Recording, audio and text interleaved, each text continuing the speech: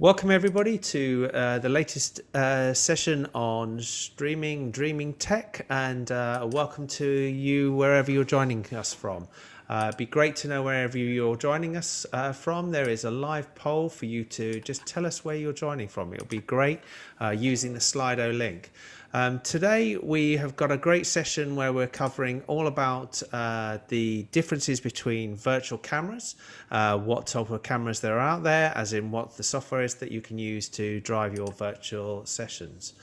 Before we get on to there and why you're filling in the information of where you're joining us from, I'd like to introduce you to our panel tonight and the number of the people on the panel. So first up on our panel tonight, we have Marty. Hi, Leo. How you doing? Wonderful to be here. Thank you so much. I'm in Silver Spring, Maryland. I'm an audio engineer, video engineer, communications engineer. Been doing this for quite a while now, and I'm happy to assist. Great. Next up on the panel, we have Joanne, or J-Lo. J-Lo, because it's Joanna. Joanna, sorry, I do. You know when you say something and your head goes, that's just doesn't sound right. It wasn't J-Lo, right. J-Lo, Yeah, J-Lo. J-Lo, JoJo, whatever you want is fine. It's nice to be here. Thanks for inviting me, Leo. I am joining you from Bethlehem, Pennsylvania. I'm a former choir director for Unitarian Universalist Fellowship and now virtual choir maker and content creator and audio engineer, and very, very much interested in this subject that you explore every week. So thanks.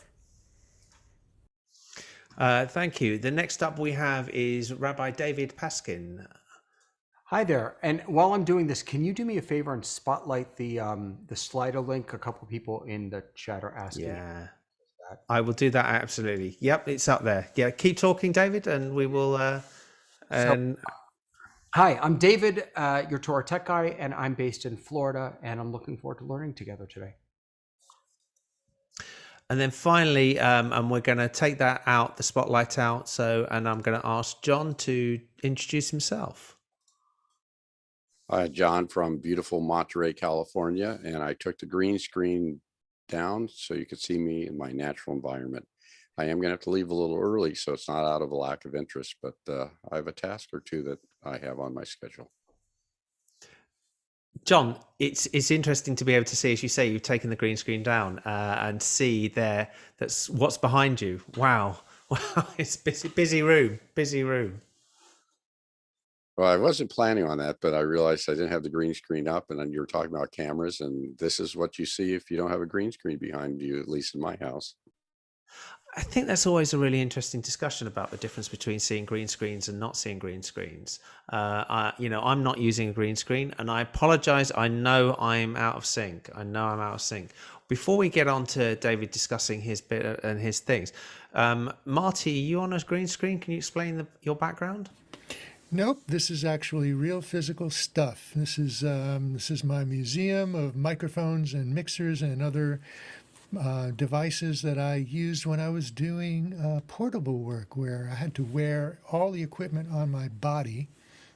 Everything had to be small and miniaturized. Now I don't do that so much, so it's here. And for anybody who's watching, we will be having questions. The questions are on that Slido link. So if you can put in the link, that you'll see that link there, and fill in that's the easiest way to ask questions, the audience Q&A questions. And you can vote up and vote down questions as they come in. So I'm going to stop the live polls. We're showing Slido because this is actually something you could be using in your services in the future, so they'll be able to bring in, when you've got people remote and you've got people in the room, they can all use Slido to the same level. Last person actually who's just joined us on here just at the last minute into the panel is John. And you just introduce yourself, John. Hi, John. Hi, I'm John. I've been on once before. I live in London, and I'm involved with live streaming and primarily an audio engineer, but I've learned to do a lot of camera stuff in the last year. Great. So we're going to hand over to this first session to David. If you've got any questions, please use the link of Slido to put in, and we'll be asking the questions afterwards. So I'm handing it over to you, David. Away you go. and you I know, started I know, with I know, I the know. I really need to get one of those "You're muted" mugs. Hi, everybody. It's good to see you. My name is David. I'm going to go ahead and share my screen because I want to share with you. I know it doesn't look like I'm sharing my screen, but I am, I promise. And I'm going to talk a little bit about how screen sharing can be a little bit different depending on what you're presenting. So I want to share with you today video production for Ploni. And for those of you who know, Ploni is sort of a generic name in the Gemara about sort of your average person. So I'm not going to get deep into the weeds here. I just want to show you some of what I've learned over the past few months. So we're going to talk a little bit about streaming software, virtual cameras, graphics, lower thirds, overlays, and slides. We're going to do all of that incredibly quickly. One of the first things I want to point out is that there are really two ways to do this video production work in your synagogues, in your temples. There's a hardware version or approach and a software approach. So some of you may be using an Ecamm Mini or an Ecamm Mini Pro, or now the Ecamm, what do they call it? The Extreme, the Ecamm Extreme, which is basically a hardware video encoder. You take all of your camera sources, you plug them in. It allows you to do overlays and bring in slides and things like that. It's a hardware version of, or a hardware tool to use to do video production. The other option is to do a software version, which is what I use. The version that I use is called Ecamm Live. It's not the only one out there, and we're going to mention a couple of the other options in a moment. But before we do that, I just want to distinguish between streaming and meeting. So a lot of synagogues for a long time have been streaming their services, and they've been streaming them to Facebook or to YouTube, basically setting up a camera in their sanctuary and just sending out a signal of whatever they have been doing for the people in the sanctuary to the people at home. The next step, though, is to switch over from streaming to meeting. Now, not necessarily leaving Facebook and YouTube, but to engage with your audience differently, but using some of the video production tools in order to do that.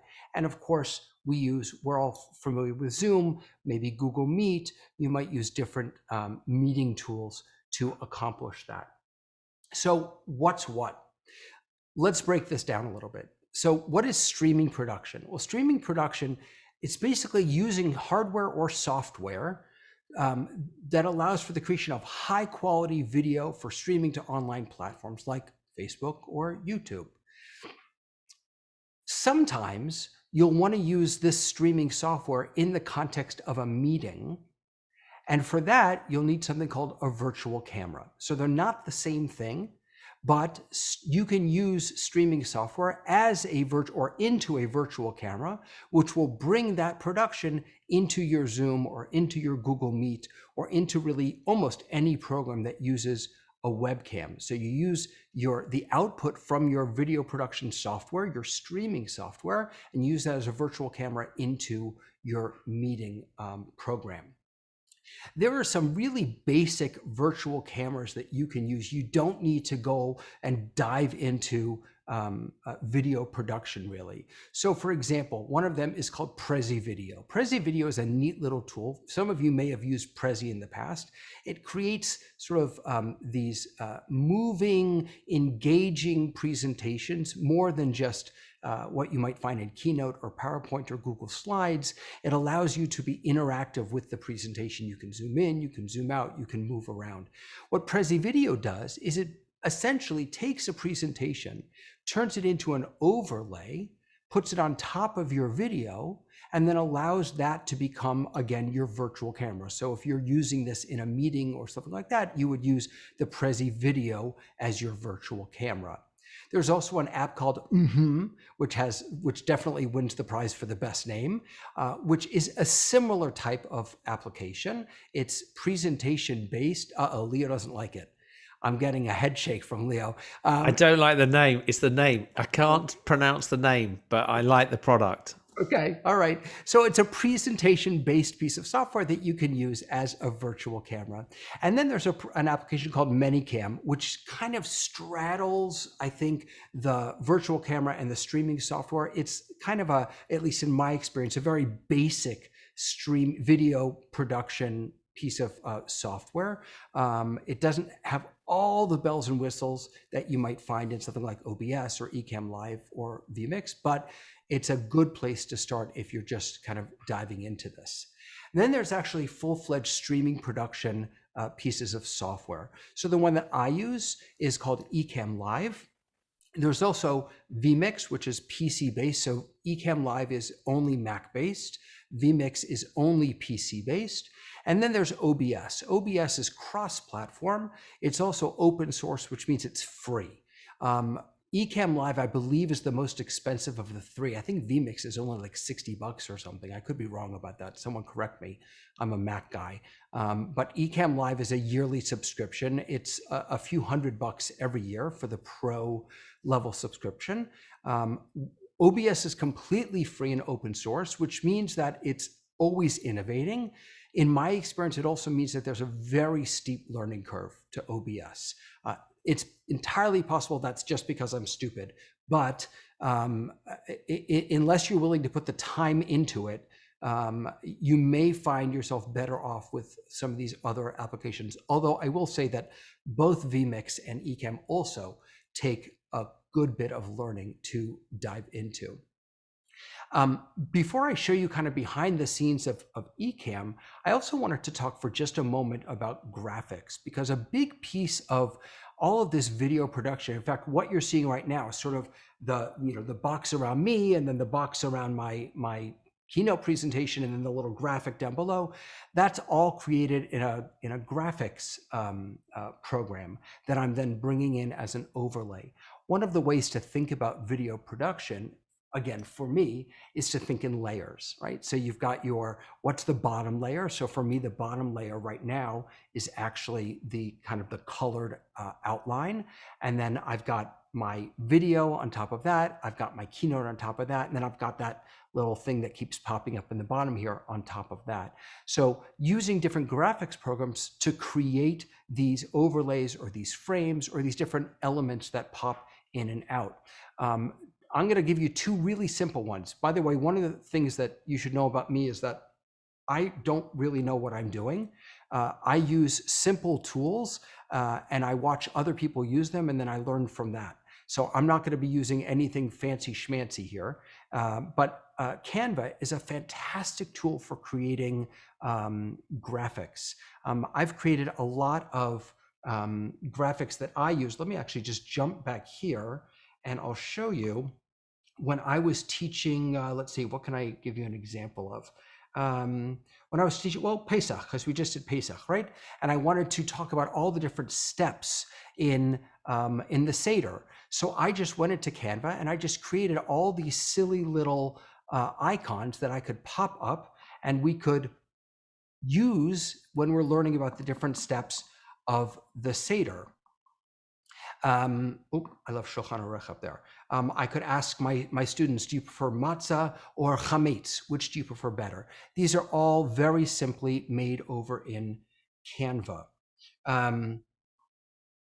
Another wonderful tool for creating graphics, surprisingly to me, is Keynote. I create all of my overlays in Keynote. Now, the key to creating any of these graphics or overlays, especially the overlays that are full screen, is making sure that you have cutouts for the things that you're going to put underneath. So, for example, right now, this sort of picture of me, this video of me, is inside this box because I was able in Keynote to just kind of cut this area out, create a transparent box so that I can then put my video in there. There's a lot more to get into about how to do that. It's relatively simple. In fact, I find it to be incredibly simple using Keynote or Canva. Really wonderful graphics tools. The last thing I want to share with you is two absolutely invaluable peripherals that I use every time I'm doing video production. And I've been meeting with a lot of synagogues and rabbis, and one of the concerns that I keep hearing is, how am I supposed to keep track of everything I have to do and still daven, right? And still lead services and still engage my students in teaching, whatever you're doing in this digital space. And the answer that I've given is that yes, there is a lot of multitasking, but if you have the right tools, you can streamline your production. And I want to share two of them with you now. The first one is called a Stream Deck. A Stream Deck is an incredibly simple tool that pretty much does nothing on its own. It's just a series of buttons that you can program really right within the program. When I say the word program, you don't have to be a coder. You can program them to do pretty much anything. So I have a couple of Stream Decks that I use on my desk. One of them switches different scenes so that I can go from my main camera or over to my this view very simply. If I want to bring into a full screen with me down here, my camera isn't set up correctly. I'm doing this all through using this Stream Deck, which makes it just push button simple. I also can control Zoom using my Stream Deck. So I can mute myself. I can change from speaker view to grid view, which I found personally really important. If it, for whatever reason, defaults to speaker view, I always want to see everyone that I'm engaged with. And so I just have a button that I press and it immediately changes to speaker view. Raise my hand, open chat, all these things that I might have to otherwise fumble around with my mouse to find them on the Zoom window. I just have them as a button right on my Stream Deck. The other tool that I use absolutely nonstop is this Page Flip Firefly. This is nothing more than a basic Bluetooth input device. It's a pedal. And there are a million different versions of this type of thing. You don't need this one. I like this one, and I actually have mine right here. I've been using it because this is what I use to scroll through slides when I'm doing presentations. Hey, I see it, Brett. There you go.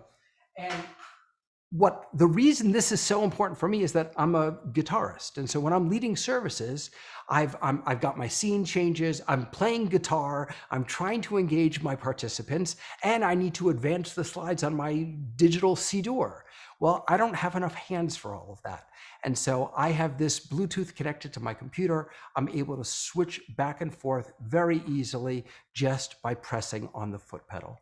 These two tools make the complexity, the potential complexity of producing something really, really high quality, it makes it not only possible, but really simple, push button simple. So let me take you behind the scenes a little bit and show you sort of what I'm looking at on my computer. So you should now be seeing my screen. Yeah, you are seeing my screen. Beautiful.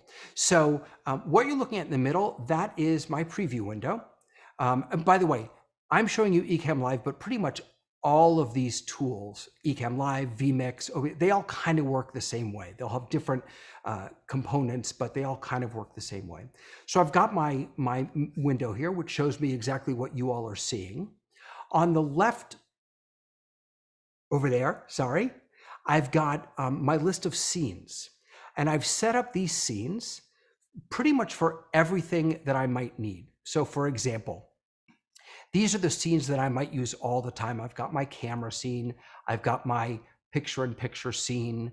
I've got a wide shot for when I'm playing guitar, so my camera isn't zoomed in. You get the idea.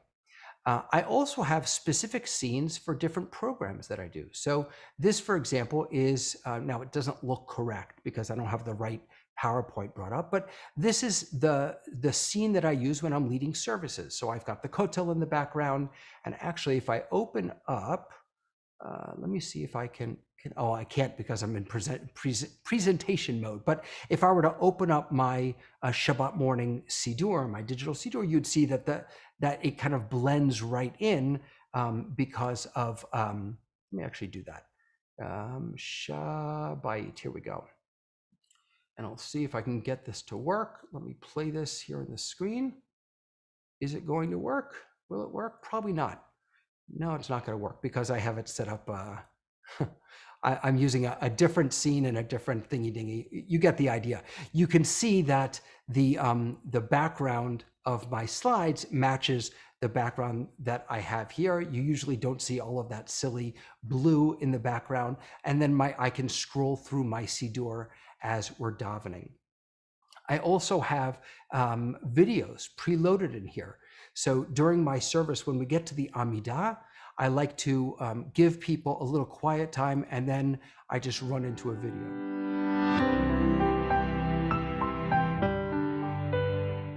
And then I just run into a video during the Amidah, which kind of brings people back slowly from that quiet back into what I'm doing. So these are all of my scenes that I have set up.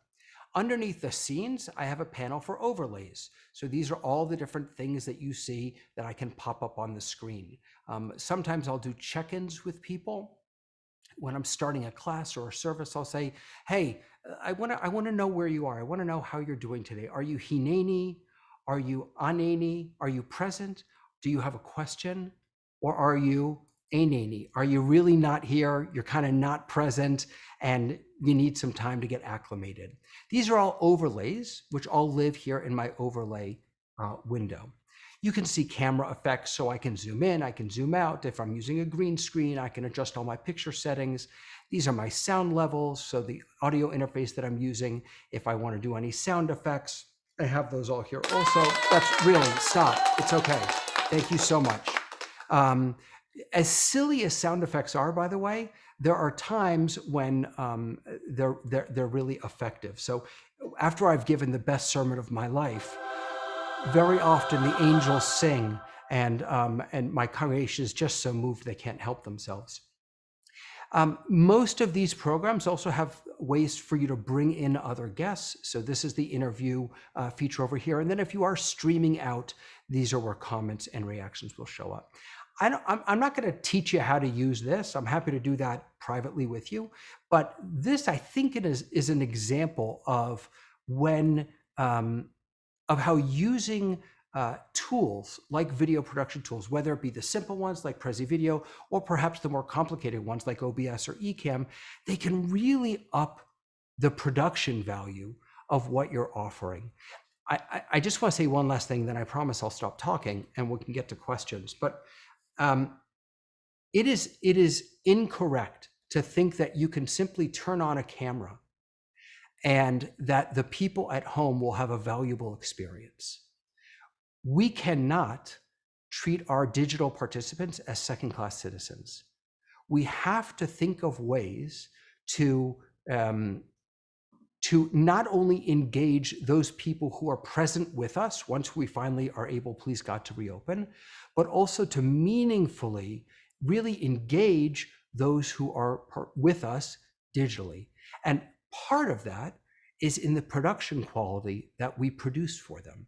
A lot of it has to do with the way we interact with them and the person-to-person engagement, being able to see them, being able to hear them, sharing their comments during the service, responding to their comments, having someone who's dedicated to working that Zoom room, having a digital pastor or a digital rabbi or cantor or something like that. But some of it does exist in the production value of what we put out there. I really don't buy into the myth. I'm calling it a myth. I really don't buy into the idea that we have Zoom fatigue. I think we have bad Zoom fatigue. We're all tired of really bad Zooms. We're all tired of really bad experiences. The antidote to that is not to stop streaming. The antidote is to learn how to up our game and produce better, more engaging, more meaningful Torah for the people who are participating with us digitally.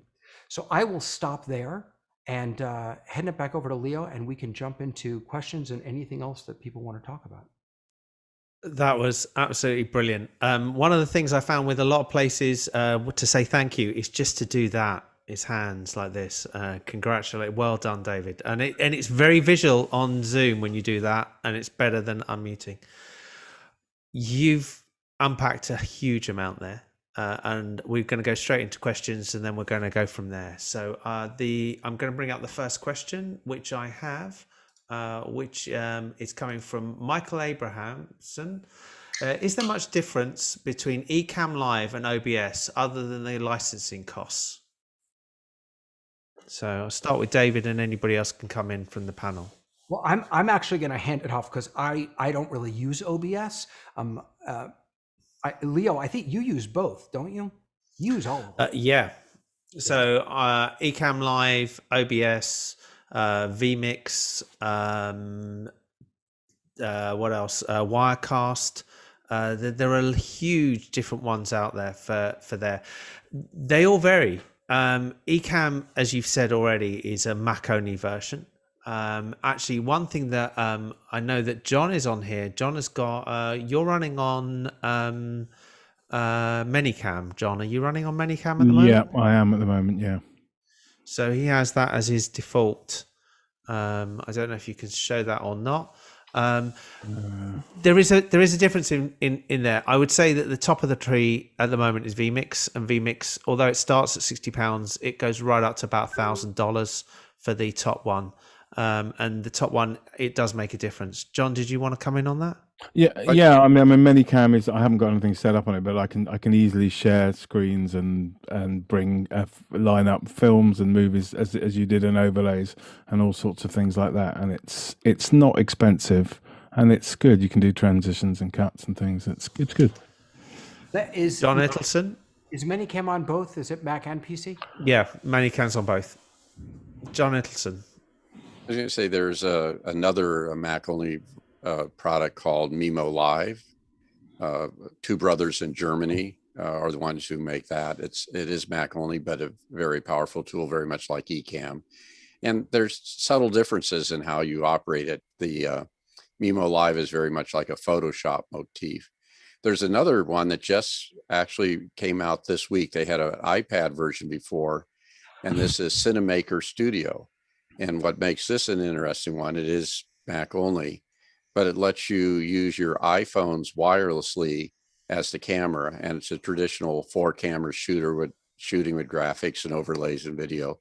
But for somebody who wants to get into this, low cost and easy to use, because you have iPhones, if you have a computer, you don't have to do cabling or wiring, and it lets you control the iPhones remotely. So you can actually sort of stick them somewhere and not have to have an operator. So if you haven't seen Cinemaker, that's a good one to take a look at.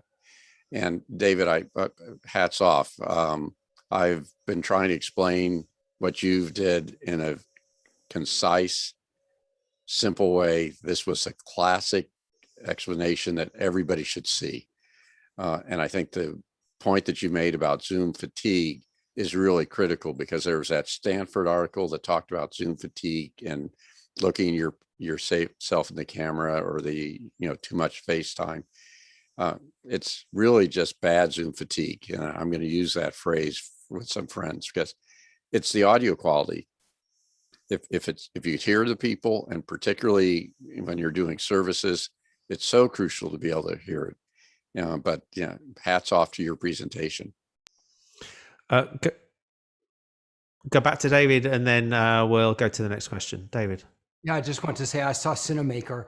I downloaded it immediately, and it didn't come out in time for me to include it here. But yeah, that looks like a really exciting option, particularly because I just saw a video the other day. Someone, forgive me, I don't remember who it was, did a really nice comparison video with a C920 webcam and a MacBook Pro webcam, and then an iPhone. And it's clear the best camera you have, without having to purchase anything, is your iPhone camera, if that's, or your Android camera, but we're talking iPhone now.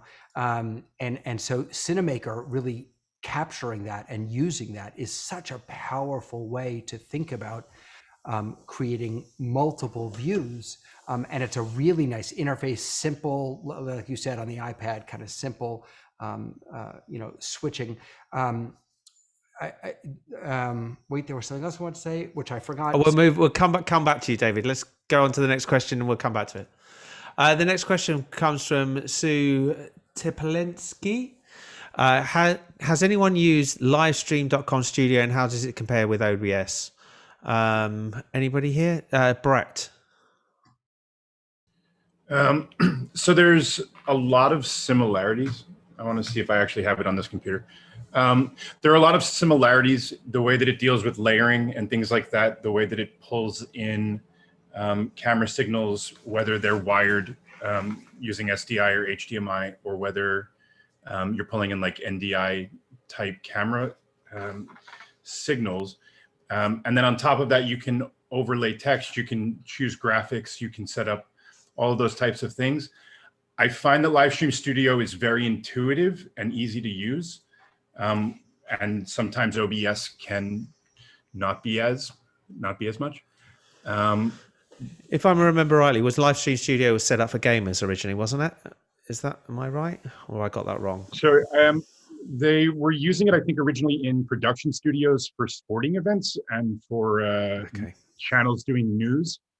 It's what most of the examples that they give are. Okay. You've just muted yourself, Brett. Because Livestream Studio is now part of the package that you get when you're doing Vimeo. Vimeo bought Livestream, so you get the studio as part of your package, and it's fairly. You keep doing it, Brett. Keep doing it. I promise you, it's not me. Oh, it wasn't me. I'm not muting myself. No, it's I think. Livestream Studio comes from Livestream Studio now comes with your Vimeo subscription if you have a professional account. So it's included and fairly easy to use. As you get into the more technical aspects of some of the streaming, whether it's overlays, whether it's graphics, whether it's anything like that, it can get complicated, but it's pretty intuitive. And so yeah. We've got a ton of questions coming in. So we've got the people who are watching, please upvote the questions you want answered. The people answering the questions, we've got to keep them short. We're not going to get through all of these questions. The next question I have here on my list, and please upvote the ones you want answered. Could you, from Michael Abrahams, could you use page flip Firefly to mute, unmute a mic instead of changing slides? So that's to David and Brett, who've both got them. You can use a page flip Firefly to do anything that has a key command, a shortcut. So anything that has a shortcut, my understanding is you can set it up to do that. I could be wrong about that. But... No, I think it's fine. Yeah, John Ittleson, you're on mute, John, and demonstrating a mute button, and you're on mute. So I should be unmuted now. Yeah, so this is a little box. I got it on Etsy. It plugs into a empty keyboard slot, and now I'm unmuted. So this is really very helpful. This one's sort of clever. If I hold it down longer, famous last words, it's supposed to mute my picture, but it didn't. It does. It did do what it was supposed to do. Yeah, it did, but you're now gone. So I use for exactly the same thing. My Stream Deck, the bottom left button here is a mute. It's an unmute there, so I toggle it from there to there. Okay, moving on to the next question. We have Alicia Magal. How can we combine roamers and Zoomers once we start to have hybrid services? I'm trying to figure this out. Need a huge TV monitor in the sanctuary. David. So I actually just posted on my website the beginnings of a guide about 3 different approaches to doing this. And I'll acknowledge up front that this is really hard. And yes, you would, if you truly want to engage the Zoomers in addition to the roomers, then yes, you will want to have a screen in your sanctuary. The leaders, the Shalich Tzibor, will want to have some sort of screen so they can see who's on. The biggest challenge, I think, when it comes to this kind of stuff is going to be the audio. Video is pretty easy, but the audio is going to be real challenging. So we're going to cover the audio in a session in 2 weeks' time, but I'm going to move over to Marty. Yeah, this is engagement between your 2 different congregations, as they're one congregation, but they're in two different places, and having them, interact with each other or acknowledge each other is a big part of it, and very important. And being able to see each other, acknowledge each other, goes a long way towards that. Now it gets complicated because you want to have a screen set up in the sanctuary so that they can see the Zoomers, and the Zoomers can see the people in the sanctuary by spinning your cameras around. But you don't want to necessarily leave that gallery view up on that screen all the time. It'll be distracting, and it doesn't advance the flow of the service. But those screens are hugely useful for other things during the service, like imagery and hymn lyrics, and announcements and psalms and reading passages. They can be used for a lot of creative things. Moving on to John Iddleton. Yeah, I think this is an area where there's going to be a lot of growth and exploration. Think pre-COVID, if you had a face-to-face meeting and somebody came in with Zoom, they either were discounted or couldn't be heard or seen, or maybe you were in a conference room and the people came in remote and everyone was normal size except for the 6-foot picture at the front of the room. So I think how we do these hybrid events is going to be a time for exploration. And as Marty said, the screens in there provide a lot of visual content.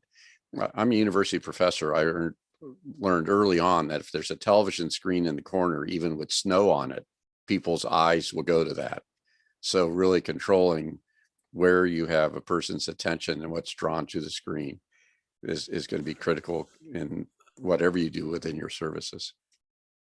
I think this is an absolutely vital point. Brett, did you want to come back on that one? Yeah, so I'm going to talk next week a little bit about, it is next week, yeah? Next week, I'm going to talk about using screens and some of the things that you can do. But I think it's also going to depend on what your goals are. What objective are you trying to accomplish by having the interaction, and how does that look versus a service being more frontal with some options for people to be able to participate. Otherwise, you have to make choices. Can the person leading from the bima or from the altar be able to see the people at home and the people who are in the pews? But can the people in the pews also see the people at home? Are you using slides or using any of that kind of stuff? And then there's the audio question, which we're going to tackle in a couple of weeks. So before we go on to this, another example, the reason we're using Slido is exactly this reason. So I've just changed this Slido to be a word cloud, which we asked earlier for people to put in where they're attending or watching from. So if anybody who has joined us late puts in there, you will see this move dynamically. And the advantage of Slido is that everybody who is in the room and everybody who's remote have got an equal presence in Slido, so they can each vote on things. And we can have different types of questions. You're seeing it's real time. It's updating as we're doing it. And I'm going to put up another one to give you an example. I'm going to put up a multiple choice. We did ask this a couple of weeks ago, but I'm just going to put it up so you can see what actually happens. So this was a question about how many cameras do you currently have in your sanctuary. So I'll ask those people who are watching, you can see, my hands are off this. You're seeing the votes happening real time.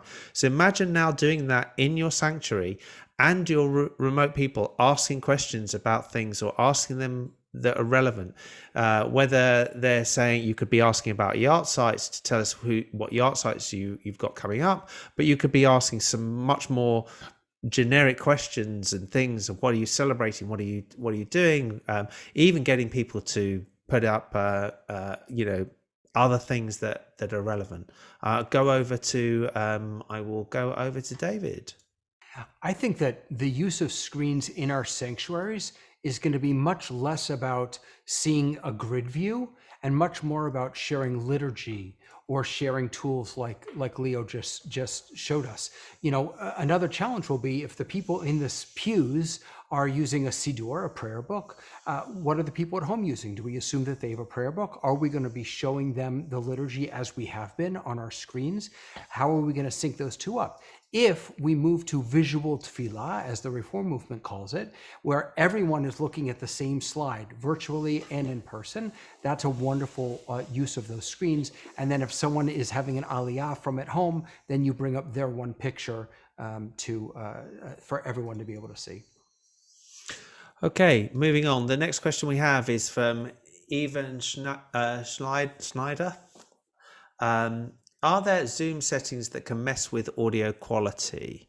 John Ittleson is the first I'll start with it. There are Zoom settings that help you enhance your audio. So the basic out of the box does echo canceling and tries to give the best voice communication. But Zoom has audio settings that let you get full fidelity and let your sound system control it. And this is really critical when you're doing music. But the issue there is Zoom can use all its special tools to make a conference sound good without feedback and echo. But you can get rid of all those tools and let your audio system provide that. And now I'm going to go to Marty because that's where he is. How do you get good audio? You can get audio as beautiful as classical FM radio, but you have to figure out how to do that with the gear and microphones that you have. And then Zoom doesn't do the echo canceling and the like, but gives you high quality audio. Moving on to Marty in 1.5 minutes, Marty. All right. Yeah, all of Zoom's controls, echo cancellation, noise reduction, and all that is really intended to enhance spoken voice for speech, especially when you're close to a microphone like all of us are here. But if you're looking to capture ambient sounds like that from a sanctuary, or especially if you're doing any kind of music, you really need to defeat all of those functions so that you can get a clear and pure audio path through Zoom.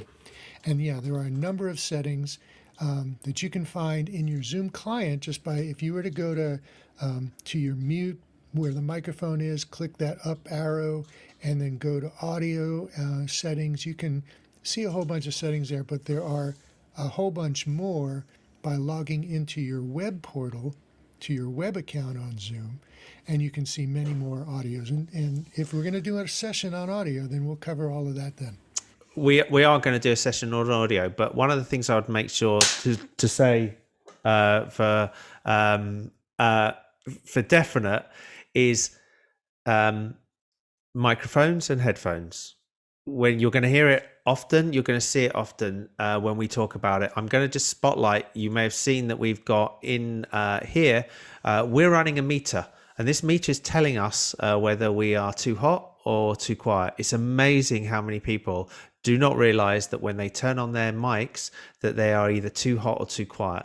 We're aiming for around about 23 here, so I'm just peeking into the reds. I should actually bring it down a dB, which I can do on my thing, but I'm not going to touch it now.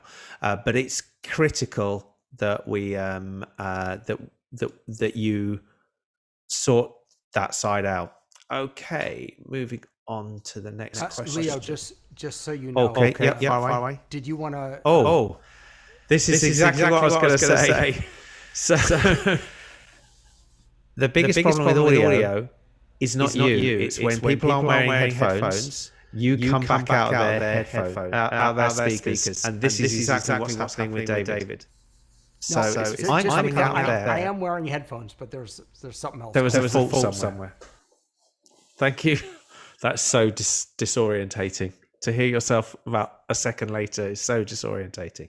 And the way that David had prevented that from happening was to engage echo cancellation. Now, that can alleviate the problem, but it doesn't fix the cause of the problem, which would take a little bit longer than we had before we were going on the air. So that was an effective way to fix it for now. Okay, the next question we have is from Yuval Karen. How can we have face-to-face interaction with those joining us on Facebook and on YouTube? Marty, I'll start with Marty here. That's a tough one. because they're broadcasts. So David mentioned something, streaming versus meetings. And I would just rephrase that a little bit to broadcast versus multicast, right? Broadcast is like watching television. It's a one-way communication out visually and audibly, but there's no return from Facebook or from YouTube. In order to, and they're not sending video back, so the interaction between the two on that level is like very difficult. So I'll come on this one. There's a number of things, one of which we demonstrated here earlier was Slido. We also use some other things where we put lower thirds on with people putting in comments, so we get comments to come back, even to the point that rabbis read the comments and put them up and just comment on people watching it. It all depends on what you're trying to deliver. A service in this current world and where we are is not the same as a service in the room. Also, a service in the room, you have to remember that up until a certain point in that service, it's very one directional. I mean, you may ask people to chant with you, but you don't actually ask them to come up on the bimah, or most of them to come up on the bimah and actually talk to you during the service. So, that happens afterwards. There are areas and rooms and other things that you have that happen afterwards, after a service, that maybe are more relevant to that. David, and then John Fiber.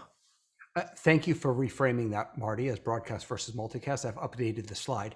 I just want to reiterate what Leo said. I hope that one of the things we learned from this is that not only do we have to offer good engagement for our digital participants, but we have to up our game in the way we engage our physical participants. And using Slido or other tools, again, let's put halachic issues aside for the moment. Let's put Jewish legal issues of using technology on Shabbat aside for the moment. I think that we can do a better job of creating engagement for our participants, whether they're in the room or not in the room. And the last thing I'll say about this is I really don't like broadcasting services to Facebook or YouTube, and here's why. Because you, as the rabbi on the bimah or the leader, you don't really know if I'm there or not, especially if there are people in the room and you're focusing on them, and it doesn't really matter to you if I'm watching, because there's no real engagement, certainly not the face-to-face that you're mentioning. Whereas on Zoom, I can see you as the leader, I can see you, I can interact with you. Yes, there's chat on Facebook and YouTube, but it's difficult to facilitate that while you're doing a million other things. And I really think that the technology is important, but the engagement is so much more important. John Fiber and then Marty. I'll just quickly say that in our temple we use, remind me what it is, Leo, that brings all the social media comments into one place. We use Restream Chat. Restream Chat, yeah. And actually, although it's not a face-to-face thing, there's an awful lot of great stuff that comes out of that, of interaction with people watching and the rabbis. And I wouldn't sort of, it has a good value to our service, and everyone enjoys using it. So when we're doing hybrid services versus virtual services, they're two different ways of thinking, two different workflows, two different processes. I know of congregations that are broadcasting their services on YouTube because they're entirely pre-recorded. And the way that they do interaction is through the chat on YouTube, which has been very, very successful and effective for them. And because everything is pre-recorded, that actually frees up the rabbi, the minister, the priest to interact as well in the chat on YouTube. Pre-recording also has the benefit of eliminating chance, luck, and opportunities for things to go wrong, except for the actual stream itself. All of the transitions, all of the elements, all the playbacks, they're all in, they're all done, put to bed. All you have to do is play the whole thing from end to end. But that's for virtual services. When we get to hybrid services, yep, that works completely differently. I think there is, this is a journey. We're going down it. There's going to be things that we're going to move, things that are going to work, things that are not going to work. There's no end goal here that's going to say this is the super solution and it's going to work. But these are really good questions, and thank you for the questions that are coming through. The next question that we have is Judy Kern. How do you overcome the stream delay for hybrid servers using YouTube? Brett. So that was actually part of my comment to Yuval, right? So there is a delay when you stream. YouTube and Facebook both usually count anywhere from 20 seconds up to a minute in a delay. As far as overcoming it, it depends on what you mean. If you need people to write into the chat and say Shabbat Shalom or send in names for a Yartzeit or a Misha Berach, if you prepare asking them early enough to give yourself some time so that people can do it and not have to mess with the delay. If you're asking if you can overcome it to be in real time for everyone, the answer is not currently. Technology does not support it. I think there's some interesting things we're doing. I mean, one of the things that we're looking at doing and going where David was talking about using virtual cameras, we're also looking at taking virtual streams of other things and putting them through to Zoom. Zoom is pretty cost effective. Sorry, that's the word I was looking for. Is cost effective to provide a solution and an environment. By the way, on one other thing, just to mention, Slido is going to be native in Zoom very soon. So you can actually, everything that I'm doing with Slido, they announced last year that it's supposed to be coming native sometime. John, did you want to come on that point? John Etelson and then Marty? I was going to say, Slido is going to become native. You're going to see lots of things. The Cinemaker, when you load the Cinemaker director, Zoom is built into it. You just click on the Zoom there. I think we're going to see a lot of the tools that we're using third-party software for being embedded in Zoom. I mean, here, Zoom has the green screen background. So if I did this, I would be right on my way over to see you on the other side of the pond. And we don't recognize that. None of us have been on one of those for too long. Oh, but hopefully soon, right? Anyway, but things like Slido, I think for live interaction, Zoom was designed for that as a meeting. You could combine those creatively. Certain people could be in that live and you have that communications, and other people who may be watching it at a delay, they may engage through text or other things, and you can sort of adjust for the time delay. But if you need instantaneous, where I say something, we're not instantaneous. We're probably, I don't know, 40, 50 milliseconds. Yeah, milliseconds. Just to also clarify, we are, if anybody is putting in questions in Facebook and YouTube, I am watching them. We haven't had any questions in from that side at the moment, but thank you for the comments that are coming in from that side. John, so Marty, did you want to come on that point? Yeah, just to mention that the latency delay that you get on YouTube is really only a problem if I could see two scenarios, but one is if you're streaming out to multiple platforms and you need those platforms to interact with each other, or you are interacting with each of those platforms and the delays are different. So that's two different scenarios: interaction between platforms, or you interacting with multiple platforms, right? And you really can't. There are some settings, and it's a trade-off between frame rate, resolution, and delay time, latency delay time. If you were to go up with a lower resolution video, it doesn't take as long to transport that and convert that and put it up there, so you can lower the latency delay on YouTube. But generally speaking, that may not be what you want to do. Generally speaking, is if you're going to have like question and answers, just build in time in your program that allows for that. Like ask the question, then have some things to say, and then you'll get your questions to come in. Okay. The next question that we have here is from... I've gone and clicked on the wrong one. It's my fault. Let me just put it back in. It's great. You click on the tick. There's a tick and there's an up thing. Sue has come back and said, Zoom has polls and our older congregation can't use them. How do we get them to use Slido? Well, I think in my view, there are two sides to this thing. First of all, as I said earlier, that Slido will be coming into Zoom.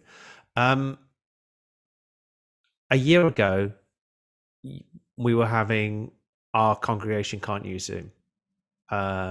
If you went back 18 months or 2 years ago, it was our congregation can't join the live stream. I actually find it's amazing how adaptable people will be and can be, particularly when we're not in a rush.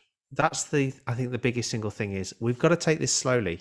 We don't have to have everybody answering every part of this and being a super wizard on this by the end of next week. One of the simplest things I find is this, and I'm going to talk and it's going to come to life, is a Facebook portal. The Facebook portal, which has Zoom built into it, has an amazing amount of power. It follows people around. They can sit on the sofa, they can move around the room, and it will actually follow them. It'll do everything for them, and it has voice control, and it is a really good thing for, I think it's around about $100. I think the Google have got a similar one out as well, and those tools will find the interaction that you want from people that are finding it difficult to do things. Anybody else on this point? David? Yeah, I'll just throw in that I have those congregants also. I have those students also. And, we have to meet our participants where they are. And so in a class setting, if someone can't figure out the poll, then I just invite them to share their thought out loud. Or if they can do the chat, I ask, they can type their thought in the chat and then I share it for everyone else. So part of the challenge will be people learning how to use these tools, but another piece really does fall on us to meet our congregants where they are and what their capacity is. You had a really interesting live video this week talking about that, David. You talked about a tool that you used and found you were friends with just yourself. Right. So I did a video this week about, it's not about your tech, it's about theirs, because I finished a service and I wanted to find a space in which we could all meet more democratically, not boxed in Zoom, where one of those spaces like gather.town or spatial.chat, where people can actually move their icons around. And I invited everyone in, I had it all set up, and only to realize that the vast majority of my participants were participating on an iPad or a mobile device, and that none of these really work very well on mobile devices. And so a lot of them just couldn't get in. I think we have to also, as I've said earlier, we have to remember we are literally a year from sort of the start of this going mainstream. And if you look at anything else when it went mainstream, you look at when TV started or radio or any other thing, when it went mainstream, or some of us were involved in the internet bubble in the 90s. Look at what those websites look like today. It takes time before these things become, the internet was never going to work with dial-up modems. So we just have to wait for these things to catch up, and they are. I mean, in this conversation, you heard about 2 new platforms that are just launching into Zoom and giving areas in there. Okay, let me see if I can hit the right buttons this time. Yuval Karen, I find that mixing the online and on-site congregation, it's not the audio, but the latency that cause the problems. Is there a solution to this? Marty. So if it's not the audio, but the latency, can I assume that we're talking about video latency? Or latency coming from Zoom participants? So my reaction or my first thought would be that either your network is not processing data as fast as it could, or your computer is not processing data as fast as it could. So processing power and speed is really important to, you want to minimize the latency, and the computers have to have the power, the CPU power and the graphics power to do that. And your network has to have the power to do that. So first rule of thumb, never ever use Wi-Fi for any kind of streaming. If you're streaming out or bringing streams back in, make sure you're on a wired connection. Make sure that your configuration of your router and switches are optimized for streaming, and that's something you may want to engage your IT people to help with, or bring in a professional if necessary, and make sure that you can check. You can actually look into Zoom if you were to open up one of your configurations, like open up the mute or the stop video and go to the tab called open up settings and go to a tab called statistics. You can actually see statistics on how well your computer is processing audio and video overall or individually, and you can see if your computer is being if you're asking too much of your computer. So That's I just just one want to, indication. Yuval's come back actually via YouTube to say it's video latency that he's talking Video about. latency, yeah. Yeah. So, so I'm not sure if he's talking about latency between the sound and the actual picture that's going out, or he's talking about the latency of I'm sitting here. We've seen it. You see it when we're watching TV, and they put a wall of people up there, and the minute a goal is scored, they're all cheering about 3 seconds later. John Eddleton. Yeah, I mean, I think everything Marty said really is the answer, but the question is there a solution? We just have to be able to change physics. We'll wait for the quantum I computers. think we're in the wrong group. Well, actually, we're more interested in We changing might be in physics the than right some of group. us. We might be in the right group to solve that problem. Okay. Moving on to the next question, again from Yuval. How do we access and use the audio meter when running Zoom? So very quickly, I will show you the one that we're running here, which is this one here. So we're using, this is a free Julian loudness meter. It is running on a separate PC, which is sitting over here to my right, to my left. That PC is running listening on there, and it's got OBS, which we were talking about earlier, using the virtual camera that David talked about. So it's listening out and it's bringing it in. It's quite straightforward to set up. It does take a bit of time, but it's something that you would need a separate PC. I would argue would be the easier way. John Ittleson. If because you're here today, if you go to meetingmeters.com and you put in your meeting link and you click on it, you'll see a Zoom site that has audio and video meters on it. It also gives you the opportunity to raise your resolution of your meeting to 720. It's a beta, but if you don't have the skill or the tools to put a meeting meter like Leo has done here, excuse me, then this is a way for you to check your audio beforehand. If you don't have any meters at all, Zoom lets you test your microphone by speaking into it and playing it back through your own speakers, and you can get a sense if your volume is about the same as the other people's volumes. And on that note, I'll stay here for a minute, but then I'm going to follow the law of physics, and I'm going to be out of sync and need to leave. Thank you, John. Marty, quickly on this one. All right. So one thing to note is you don't want to run that on the same computer that you're using to broadcast Zoom. It really needs to be run on a separate computer. Now, Leo, you're running one, but I'm also running one here on another computer, not the one that I'm on here. And they were both up on the screen. I don't know which one is showing right now, but you can have anybody on the call run a meter for you.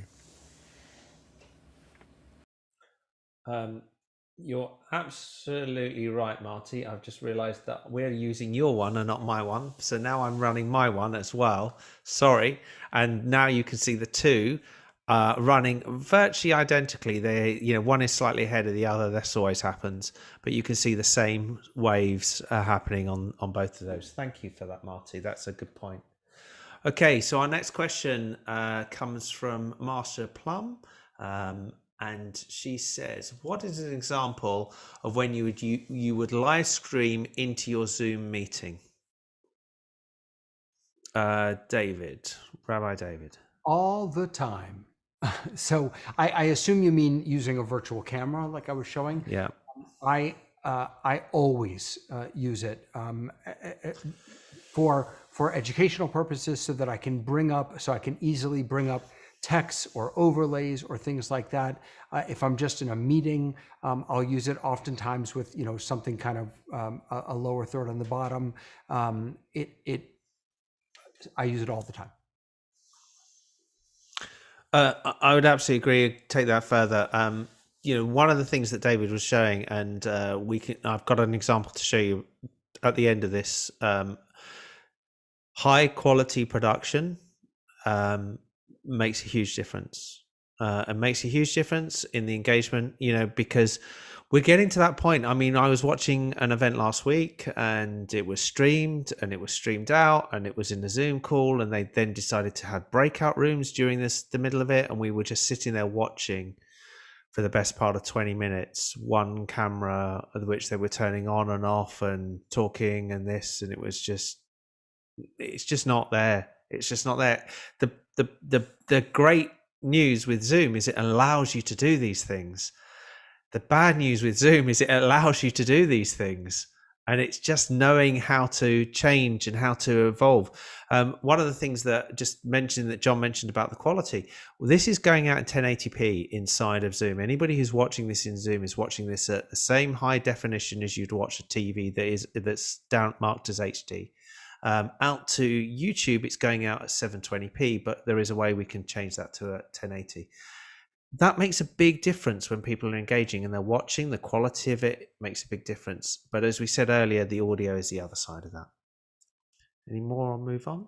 Yeah, great. Thank you for that. Leo, can I sorry. Yeah, please come in. Real quick, I just want to say that there is also a difference in quality between a virtual camera or any camera in Zoom and screen sharing.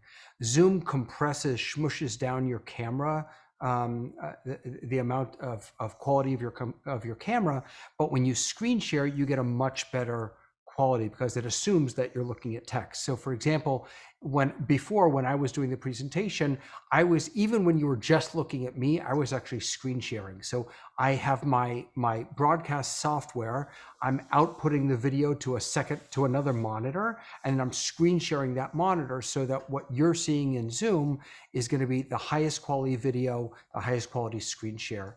And that's an important piece to know about Zoom. And I would just add really quickly, there is a setting in Zoom. If anybody's got two monitors, it is absolutely vital. Go in the general settings, click I'm using two monitors. It will change how you use Zoom overnight, because suddenly all your screen sharing won't suddenly remove everybody off the screen, so you can still see the gallery. It's a great feature to use that. Okay, moving on. The next question we've got, Andy Shaw says, hi, David. How long is it taking you to get to this level of production and find it simple? Well, I guess since this all started, I mean, I really kind of dove into this back in September, October, even maybe before that, August, September. It's not simple. I spent an inordinate amount of time watching YouTube videos, learning about this stuff. I love it, so that helps. But find the right tools, keep it simple. Remember why you're doing what you're doing. Fundamentally, it's not about the tech; it's about the Torah. I'd just like to say I agree with that, and ask yourself the same question as we do for all these things. Do I need to do this? Why am I doing it? Do I need to have loads of things flashing on the screen all the time, or is that distracting? You have to ask yourself that, because just because you can doesn't mean you should. I think it goes back to that age old of what it was like when Microsoft brought out clip art to be added into PowerPoint in the 80s and 90s, or 90s actually, and the fact that everybody was able to stick all of these things in didn't actually make a better PowerPoint presentation. Okay, the next question actually is from the panel, which is JLo. Can you talk more about virtual cameras? Are we covered enough on that, JLo, or do you want to bring that question forward? I would love a little bit more on that. Okay, to explain what they're doing, or can you clarify what you're after? Then we can cover. So I guess it's the concept of what a virtual camera is. Is it just merely reflecting what you have on your end, David? And you need a virtual camera to get into Zoom. That would be my second question. So for Ecamm, at least, I assume OBS is the same, and vMix. What's happening is it's basically routing whatever video I'm producing in Ecamm, it's routing that into Zoom, and it's creating a virtual camera. So there's not a real camera, it's a virtual camera. It's just taking the video and it's outputting it to Zoom, and Zoom is seeing it as if it were a webcam, as it were. So to give a little bit of context, what happened is that, I've been an Ecamm user for about 3 years, no, even longer. And the same on most of these other things. They didn't have virtual camera support this time last year. What ended up happening is the whole idea with Ecamm was to broadcast out, because you were in the room and you had 3 cameras and you were interviewing somebody and you had a desk here, etc., etc. So everything you were doing was pressing the stream button in Ecamm. Funny enough, I have not pressed the stream button in Ecamm in over a year. It feels very strange. It's there and the button hasn't been pressed.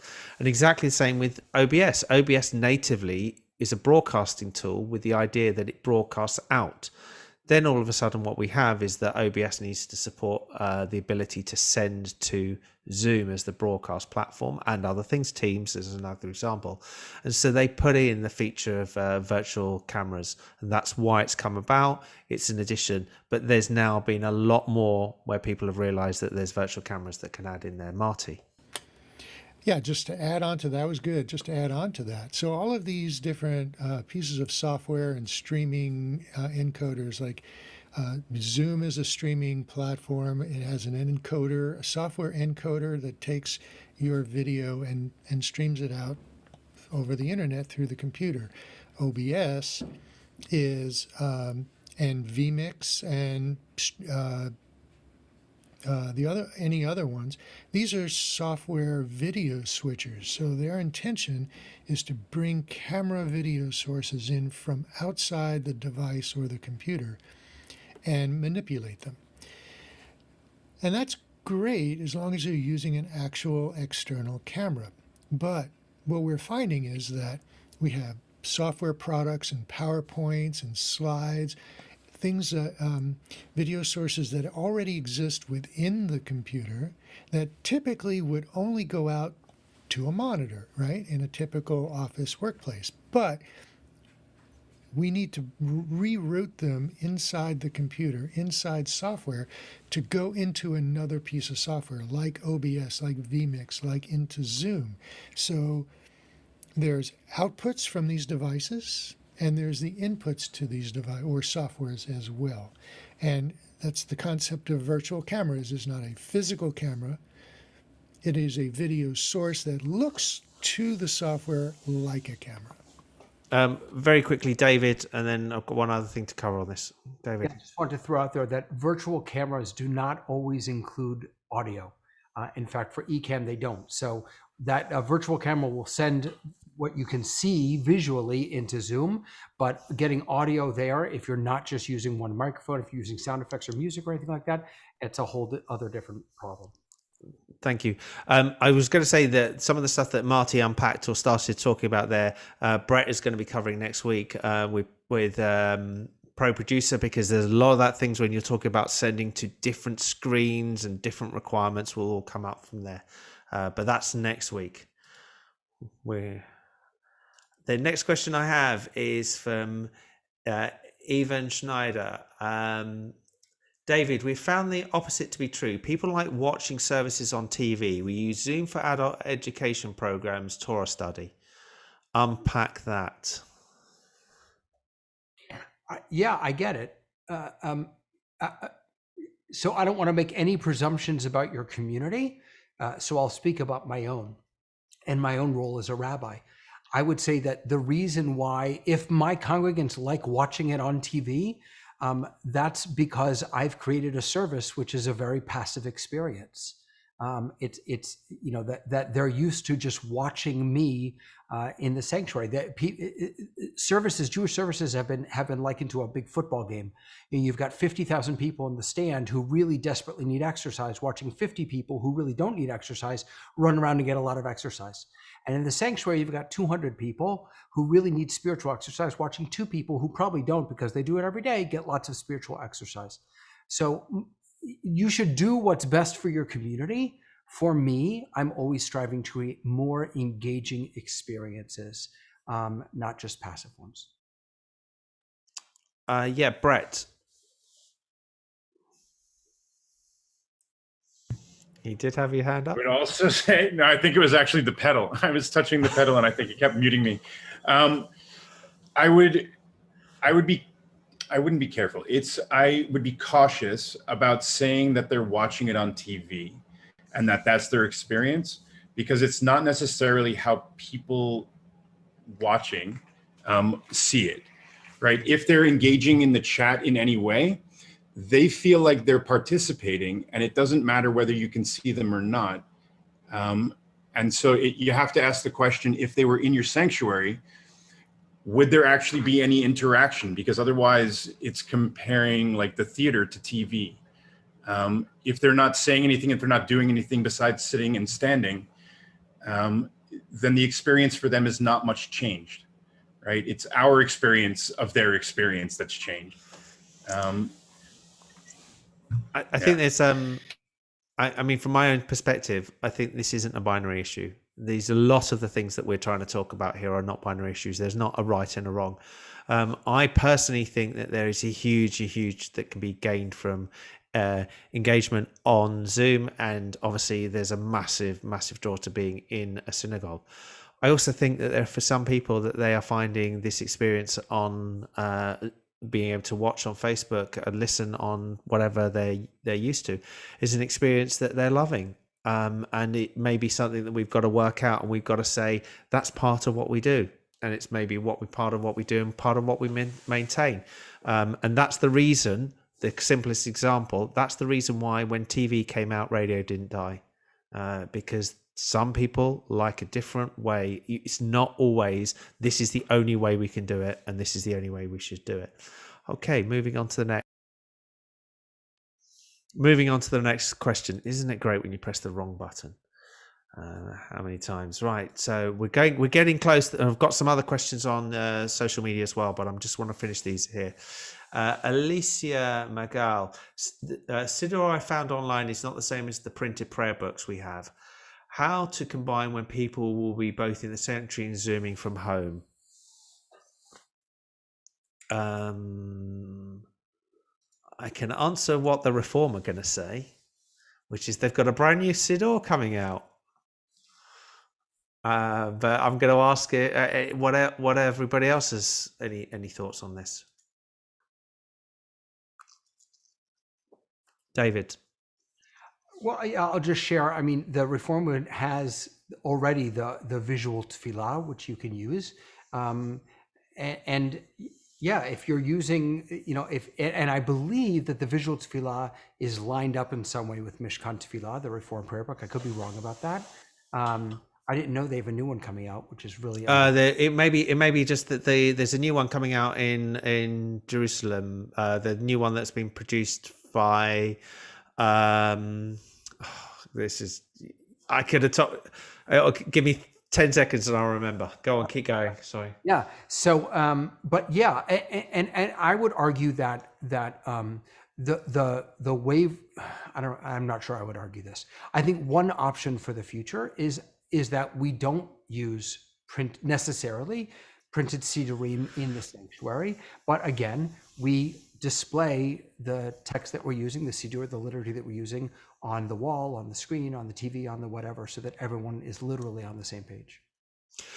I think that when we combine also the fact that what we've just gone through, some of the people are saying, the other side of what we've happened with the pandemic is our global warming has reduced to some extent because we're traveling less.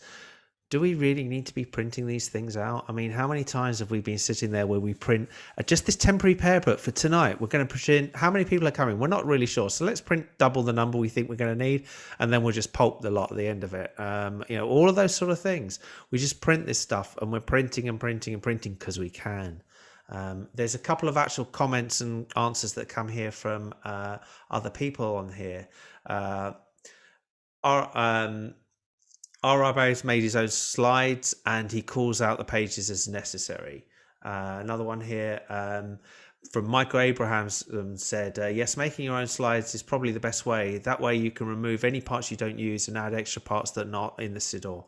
I think that's really interesting, because while we typically have been we're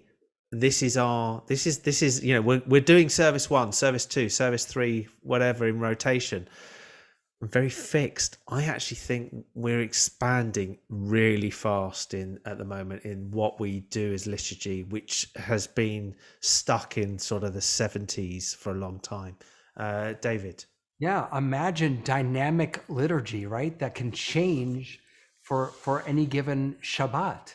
And you can create your own, and you can create your own translations, and you can, bring in your own artwork, your own whatever. I mean, it's a real opportunity, I think. Okay. You had a quick point on that, J-Lo, on a more direct point. Oh, I was just going to, Brett had said, Brett, sorry, my fault. Do you really want to touch a book that has been touched by many, many other people? You would have to disinfect it in between every service. Interesting, the rules that have just come out in the UK for worship back in the room have actually said that you can't have shared elements in there, which has made a lot of problems. It's more have a lot of problems for Catholics, because Eucharist, it just doesn't work and things like that. But we won't go into that. Okay. Marcia Plum has asked, what digital Siddur did you use? I think that's to David. I made my own. Simple. Marty? Yeah, I don't know if there are copyright concerns. I know with many editions of of certain Bibles, there are copyright. You have to buy the rights to them, and they may not be easy to get. So doing your own, as David is doing, eliminates all of that uncertainty and expense and work. Maybe, Brett, are you going to cover touch on this at all next week, or things like that? I am. I will now. Yeah. You're not actually prohibited from the text itself. It's the translation, and in some cases the transliteration, that end up being copyrighted. But they're, at least if you're Muted touch again. that pedal again. I'm not touching anything. I'm not moving. I mean, I do have do have the ability to mute you, but I don't think I touched it. Go on. Sorry. Go. If you are using visual tefillah, or you're using any of the Siddurim from the conservative movement, you can get the licensing to deal with that, to overcome it. But if you have the time and want to do your own translation and create your own Siddur virtually, like David did, you should. It really is the easiest way. So we've had a similar question come in from Leah. I assume that's Rabbi Leah. How do you address the Siddur copyright issues? So I'm just going to answer really quickly. J license is out there, and if you're not, you should. Even if you don't think you should cover it anyway. It's there. In my experience, there's very, very similar things in other religions that cover that sort of licensing. Marty, you're on mute. You just went off mute and on mute. You're still on mute. It's not me. I promise you, it's not me.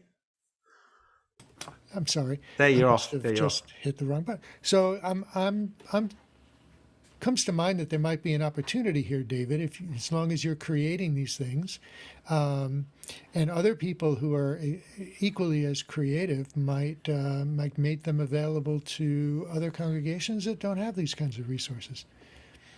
So it actually is available if you, this is not a shameless plug, it probably is actually, but if you go to TorahTechGuy.com, I actually have my, I think I do.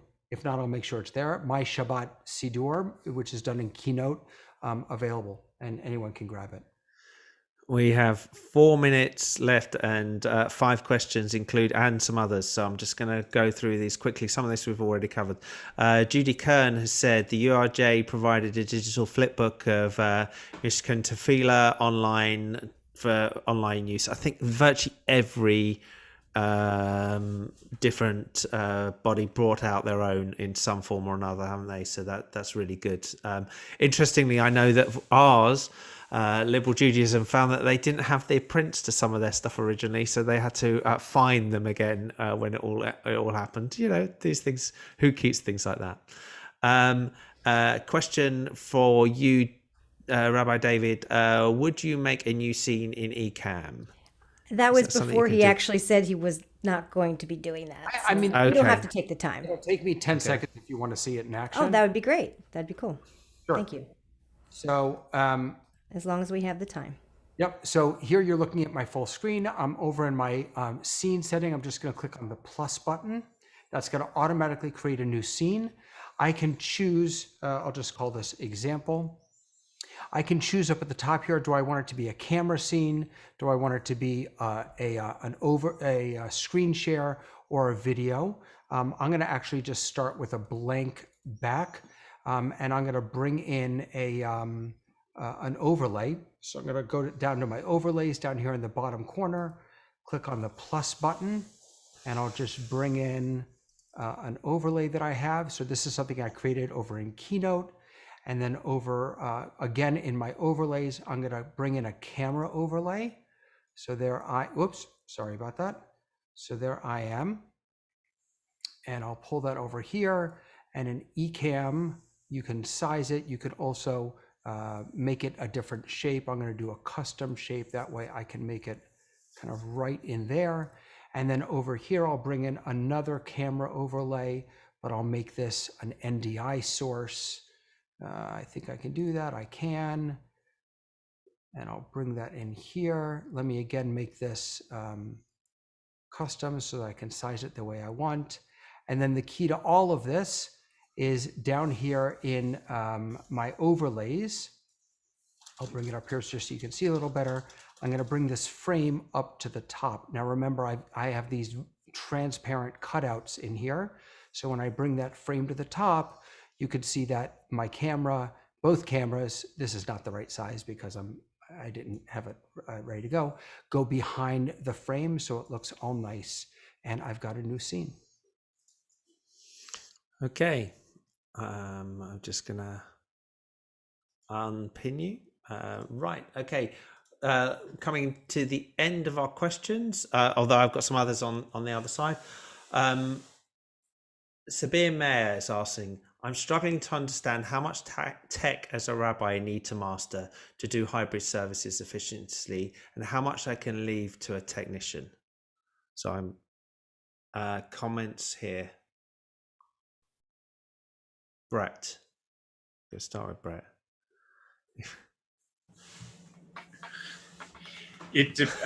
I think it depends on your level of tech literacy to start with, and also what kind of support you have in your congregation. If you have people who can assist you, I would say that you should focus on leading the worship service as much as possible. If you are like David, and like I do sometimes, you can multitask to the point where you can change the slide and play the guitar and recite a prayer while also making sure that the chat box is being manned. Then all the power to you. But otherwise, you should probably have a good understanding of the tech or what's going on, but you don't necessarily need to do everything yourself. John. Yeah, I know we always say it, but if you've got, as Brett said, if you've got someone good in your community to help, then great. But don't try and do it all at once. Just introduce a new thing every couple of weeks if you and practice. That's what I would say. Don't try and do I think it. this is, to me, it's like learning to become a chef. You do not cook the whole dishes on the first week. You learn different parts of it until you can blend it together, to blend things and to move forward. And it is tough. I really do, Sabine, I feel this is a tough area for certain people, but I'm also completely blown away about what I'm seeing over and over and over again, where people are doing it. If you're a huge mega synagogue like Central, who've got the resources and they have been doing this for a long time, they've been doing it for a long time. But everybody else is catching up really fast on this. And they David? have like 9 technicians, and stuff. Yes, but with the utmost respect to Central Synagogue, they have beautiful camera angles, but when I'm watching on YouTube or video, there's no engagement. No one knows if I'm there. No one cares if I'm there. So I think that we may need to start thinking, when we're thinking about how we staff our synagogues or our educational institutions, we might need to start thinking about, do we need to have on staff someone who can, again, not only do the tech piece of it, but do the engagement piece of it. But yeah, it's a heavy weight to carry.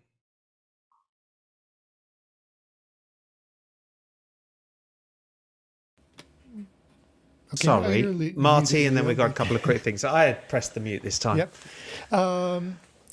So during transitions from one camera to the next, or one part of a service to the next, there are a lot of things that need to happen all at the same time. Camera may need to move around to the next place. You want to do a transition from one camera to the next. You want to change your audio sources and check your levels. There are a certain number of things that you can automate, as David mentioned, using something like a Stream Deck, which is capable of doing multiple steps at the same time or in a quick sequence, right? After the push of a single button. But not everything is press and forget. Not everything is absolutely reliable to be in the same place every time. So there are things that you want human interaction to verify. Okay, so last question in the box that we have here is which is from Ivan again. Doesn't OBS have a virtual camera built in now? Yes, this is the thing. It didn't actually have as a native thing a virtual camera built in. It only came in around about September or October, if I remember rightly. So it's amazing to see that everybody's talking about OBS as if it couldn't support streaming to Zoom natively this time last year. So that ends our questions on here. We've got a number of other questions which have come in on social media and some points here. So I'm just going to cover these really quickly and see where we can and answer the questions. First one is from a Facebook user. Hello from Totteridge, London. How can I cast from a laptop or iPad to a TV for better viewing at home? So Marty, then Brett, and then I've got a couple of comments quickly. Yeah. It depends on the computer. Most laptops have an external video port. If it's a PC, if it's a Mac, it's got a Thunderbolt or a Lightning port, which can be adapted to have an HDMI output. And also provided that your television has an HDMI input. So if you can work through the connections that each of those devices have and make them compatible or adaptable, then it's very easy to do. HDMI can also carry the audio through your TV, or you can find another path that goes from your computer to your amplifier or something like that. But HDMI works well. Brett.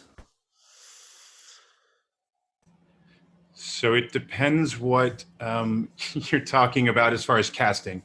If you're using Zoom, it's a little bit different.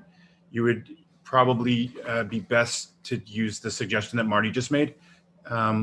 For every one of the major streaming services, though, Facebook, YouTube, Vimeo, Twitch, Instagram, all of them now have built in both either AirPlay or at least Google Cast. So you can cast from whatever device you're on to any kind of smart TV or smart device, whether it's a Roku or a Fire Stick or anything like that. Yeah, there's actually been a clarification. It says I'm using Chromecast, not a cable.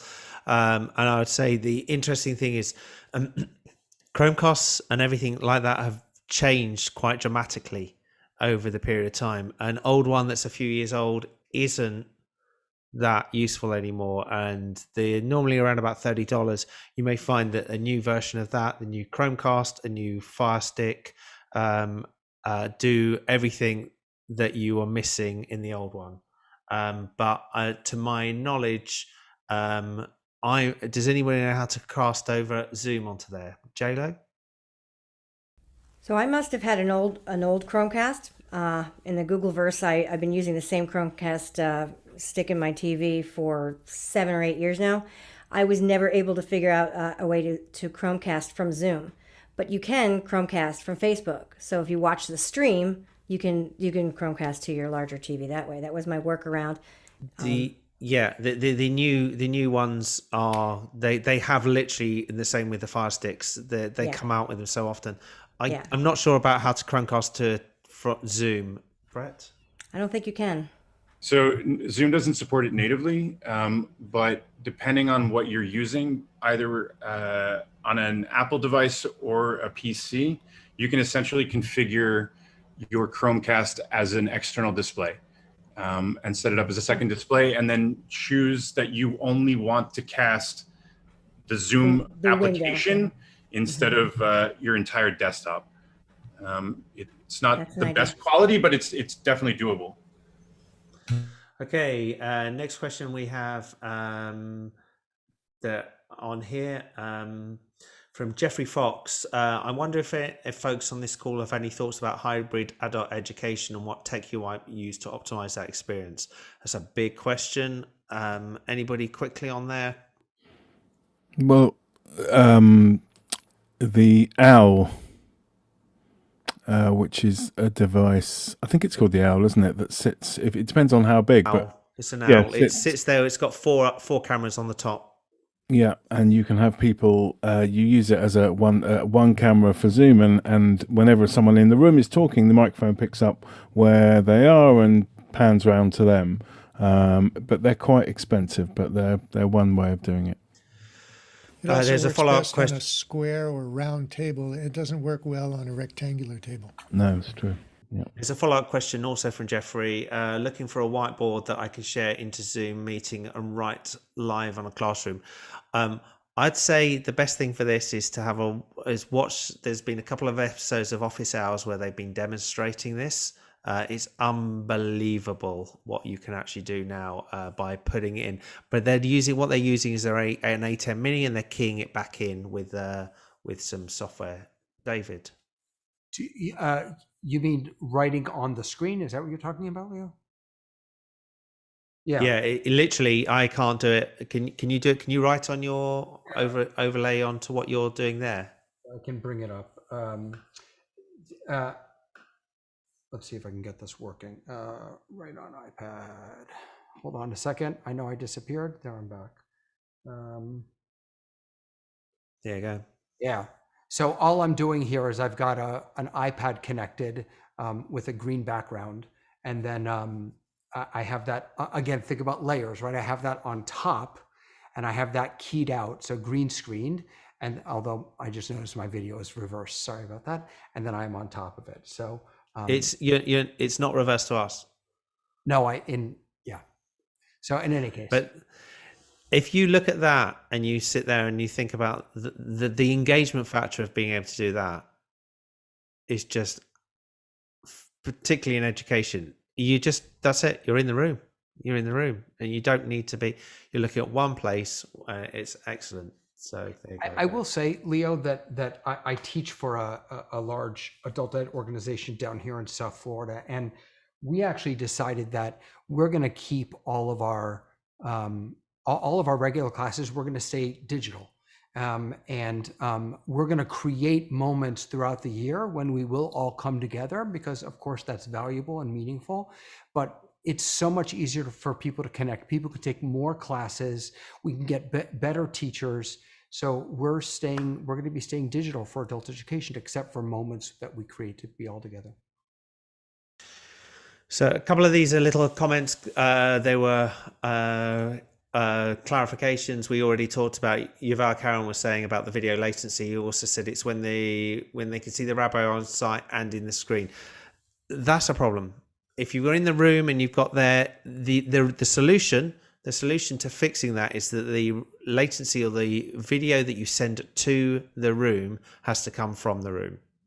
And the way you do that is that you, with OBS or with other things, they have camera outputs. We could talk about vMix in particular ends up with, you can have multiple outputs, so you can choose the elements that you put in the room. And that's where it gets to the $900 version does all of that. And it's hugely impressive. Isn't it great when people correct you? When you say something and they correct you? Right. Yeah, absolutely. For all the people, I am wrong. The new Siddur that's coming out is from the World Union. It's actually from IMPJ, the Israel Movement for Progressive Judaism. It's Dalia Marks, Rabbi Dalia Marks. She has produced a new Siddur and it's due out anytime now. So yes, all of the people that have told me I've got it wrong, you're right. It's great. Thank you. And that's that. A couple of people saying they've been screen sharing for 3 different Siddurim for Shabbat, and they don't know what they're going to do when they go back to printing it in the real world. It's going to be a difficult call for that. And I think that has covered all of our questions. The last thing I wanted to do really quickly is just show you something which I'm hoping before my Mac finally dies, which I think it is to just show you something that we will talk about the engagement and just give you about a minute and a half of Havdalah that we did last night to show you what you can get delivered when you do have both high quality video, high quality audio, engagement online, people remotely. So I'm just going to show this really quickly before we finish up. And I'm hoping this is going to work.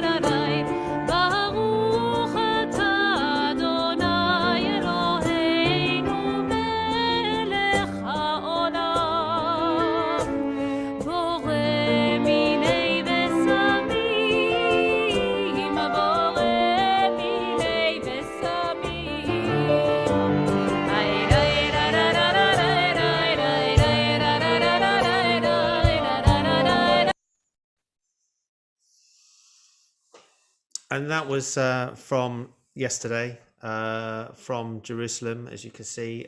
It was all shot live and streamed for our Zenu's event with URJ.